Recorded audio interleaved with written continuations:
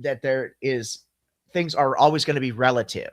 So we cannot just say it's more of a Kant's more has more of a deontological approach with the categorical imperative, and I think that's what Carrier and a lot of people reject. A lot of people who believe in objective morality actually reject I that think aspect of I think Kant's philosophy. he reject the idea that you have something that you have to do because you have to do. Because somehow Right. Kurt, if I remember well, Kurt said like, why you should be a good person? Because you Mm-hmm. have to. Like there Right. is no Right. just because like cosmic you decide.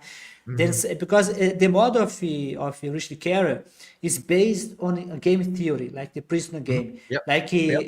he basically saying that there is a physics of morality that mathematically it's better that you be a moral person that you not being a moral person. It's like the example of you gave the example of the surgery, but he gave another example as well. If my memory serves me well, he gave an example of being healthy. Why should I eat this way? Because you want to be healthy.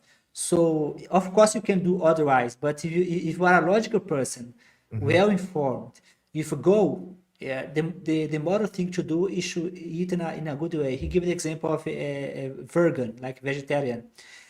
You can eat you can eat meat, but somehow you have to know that you are being immoral because it's not about it.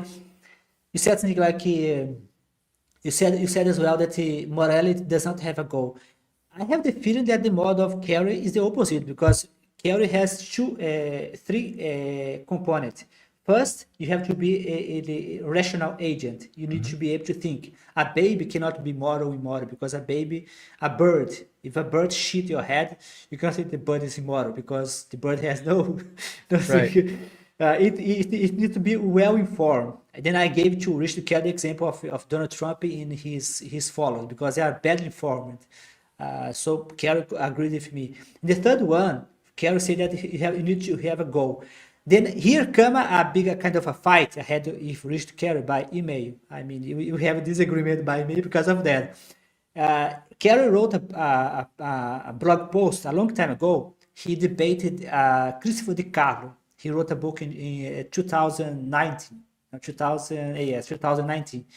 He wrote a blog post about a debate with DiCarlo, Christopher DiCarlo. Sadly, the debate is not online anymore. I asked Rich Carroll for a copy of the debate. The debate is not available anymore. But I was able to find the book. DiCarlo just published the book like this year called The Building a God. So this agreement was like that.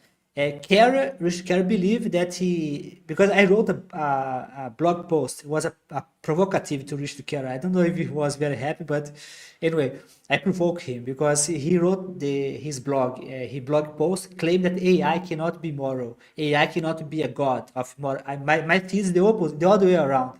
AI, according to Rich, if you take the model of Rich Carey from his paper from 2025, Mm-hmm. then he described precisely AI. But Mm-hmm.